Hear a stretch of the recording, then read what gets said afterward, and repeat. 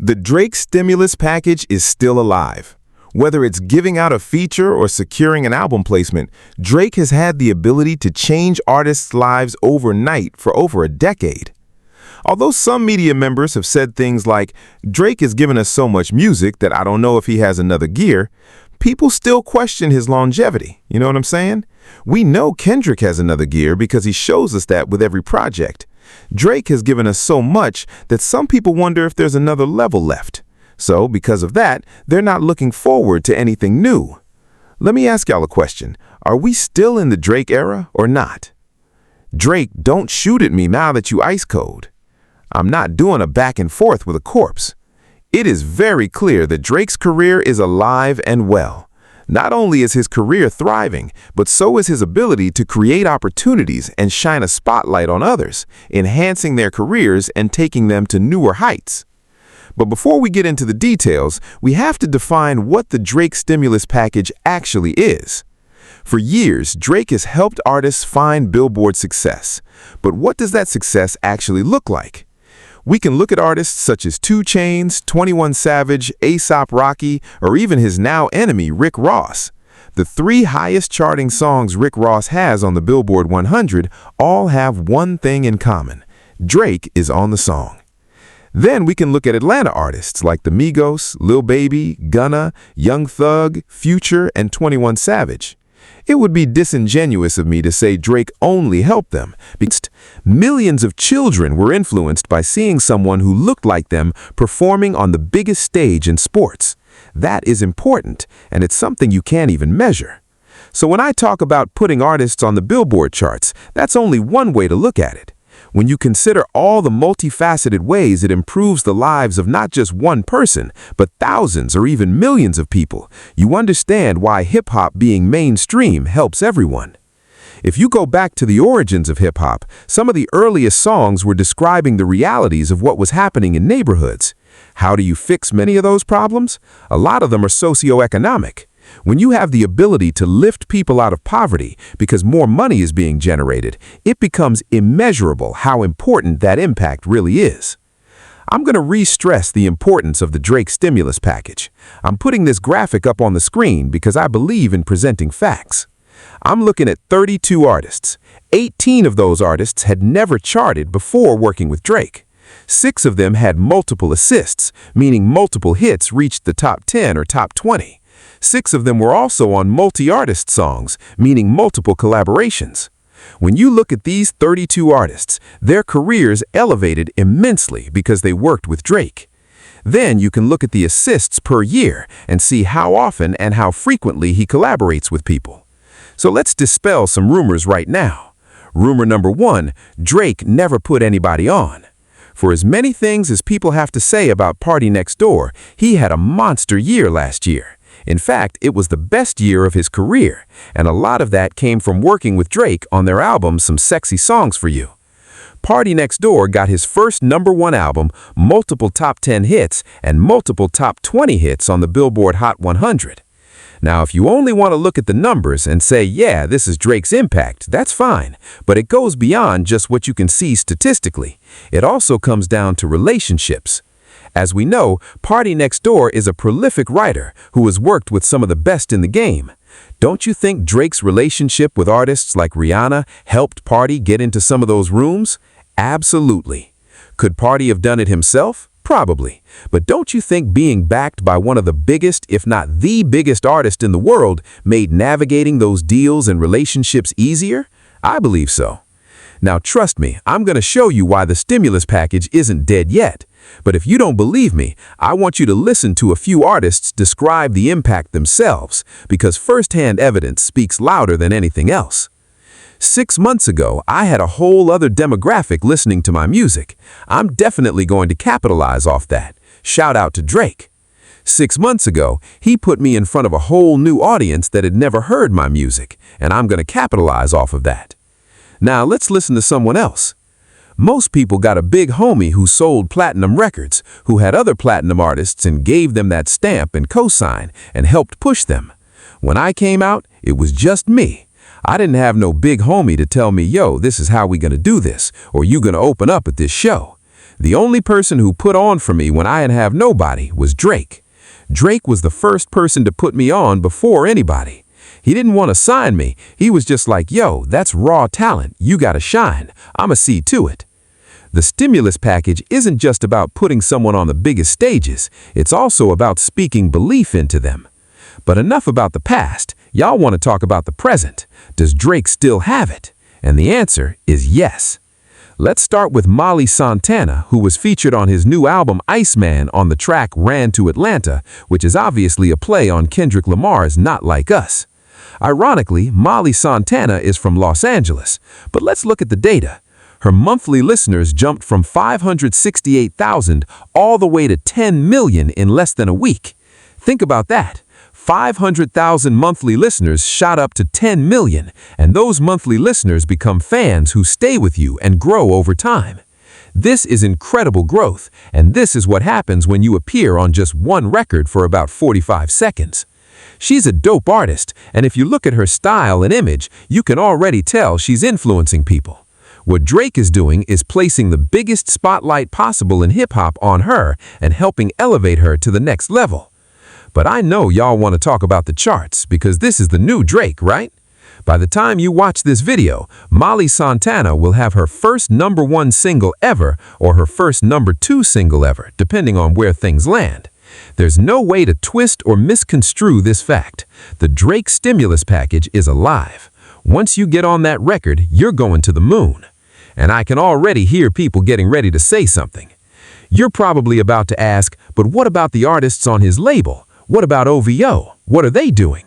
Let's talk about one of their newest signees, Pimmy, and we'll get to the other new signees too. She had less than 300,000 monthly listeners on Spotify. After working with Drake, that number shot up to around 5.5 million. Her Instagram followers increased massively within just a few days.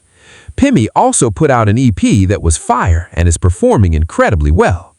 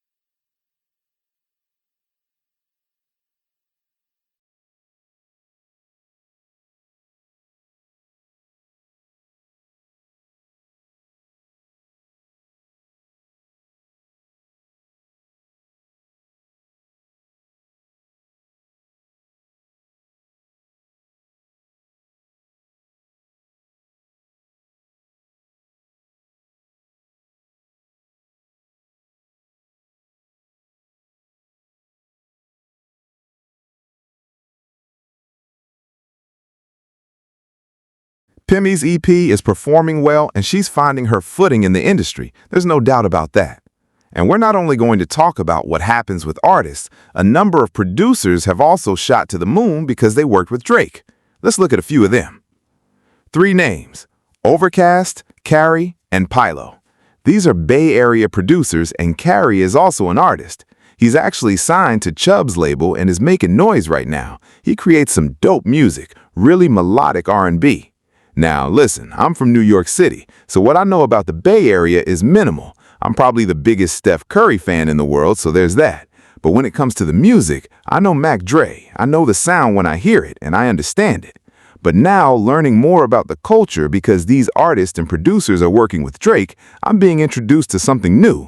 And if it's highlighting that culture for someone like me, who actively listens to music and studies the industry while creating content about it, imagine what it means for people who have never heard of it before. These artists and producers have now been featured on Complex this week with Jordan Rose and covered by numerous magazines and radio stations, all discussing what it was like to produce the record and how it's making an impact across the country and even around the world. People have been saying, Drake hasn't done anything for the Bay, but you're obviously from the Bay and have literally produced with him before. Yeah. So what are your thoughts when you hear those comments? I think the Bay Area, we're very protective, you know what I mean? We want to protect what's ours, and sometimes that gets us in trouble, and sometimes it helps us. As all of this shows, it's not just a producer getting shine, it's not just an artist getting shine or landing a Billboard hit. It goes much deeper than that. What I want to show you is this. What Drake does as an artist, rapping, singing, or being melodic is one thing, but what he does as an A&R, putting his ear to the streets, identifying who's bubbling and shining a light on them to help take them to the next level, that's even more powerful. Again, if you don't want to take my word for it, there are experts you can listen to who express a similar perspective. More Life was about taking the broadest possible palette, right? Influences from different places, underground sounds, producers, and guests. I think it's very notable that throughout these albums, Drake is once again reminding us what we've always loved most about him. He's playing talent scout. Outside of Future and Sexy Red, who's still on the bubble, and 21 Savage, who has one repeated line and no full verse, every other guest and many of the producers are relatively underground or up and coming. That's something Drake has always prided himself on. And when you saw what Kendrick was doing on GNX by putting on smaller artists, I think Drake took that as a challenge, like, no, I'm the A&R of our time. I have the eye. This is deeper than rap. When people use the term stimulus package, they usually only talk about Billboard success, but they rarely discuss what it means outside of music. For example, Drake is responsible for up to 5% of Toronto's economy. Think about that. Tourists visit restaurants associated with him, visit locations tied to him, and even drive past his home, which is available on Google Maps. He means something not just to the city, but to the country as a whole. When you hear the song title, National Treasure, yes, it's catchy, but it also carries meaning, because in many ways, he is a national treasure. And I already know what some people are going to say in the comments. Oh, you're a Drake glazer. Listen, I come from an era where we don't even throw words like that around, but if that's what y'all say these days, call it what you want. I'm simply giving you factual information. When I go on YouTube and look at videos, it's hate after hate after hate with people regurgitating the same narratives. I'm presenting information based on facts. And not only does Drake stimulate the economy, it's also important to understand what happens when that stimulus disappears. The example we're going to discuss is DJ Khaled. Remember when Khaled announced he had 2 Drake songs on his album and Drake commented, "Must be Drake Bell." Since then, that relationship has never been the same. And what effect did that have on Khaled? He released several records that did absolutely nothing. They performed terribly. I also think it affected Khaled's marketing budget because, as I mentioned earlier, when you can go to a label and say, I have a feature from the biggest rapper, that gives the label confidence to invest more marketing money because they expect strong performance. But when you don't have the record you promised, why would the label continue investing heavily? It's business. You see, the Drake stimulus is alive, and the absence of the Drake stimulus is felt throughout the hip-hop industry as a whole. That's what we've seen over the last 2 years. But now, you can rest easy. Iceman is here. A lot of people are going to cry, whine, and complain, and don't worry, I have a video for all of those people who have spent the last 2 years hating. And I say hate specifically because if it were simply opinion, I'd have nothing to say. If people were just offering critiques, I'd have no issue with that. But things have crossed a line. False information and allegations have been spread across the internet, creating mass groupthink, and at some point, that needs to be addressed. So for those of you who stayed until the end of this video, thank you. And for those of you who can think for yourselves, take in factual information, or even take my opinion and debate me respectfully, I thank you as well. I'm not here for you to agree with me. I'm here to present information and hear what you think. So make sure you leave a comment below. Make sure you like the video, subscribe to the channel, and help push it into the algorithm. This is Hip Hop Flash, and on this channel, we don't just talk about music, we talk about the business of music. Thank you all again, and until the next video, salute.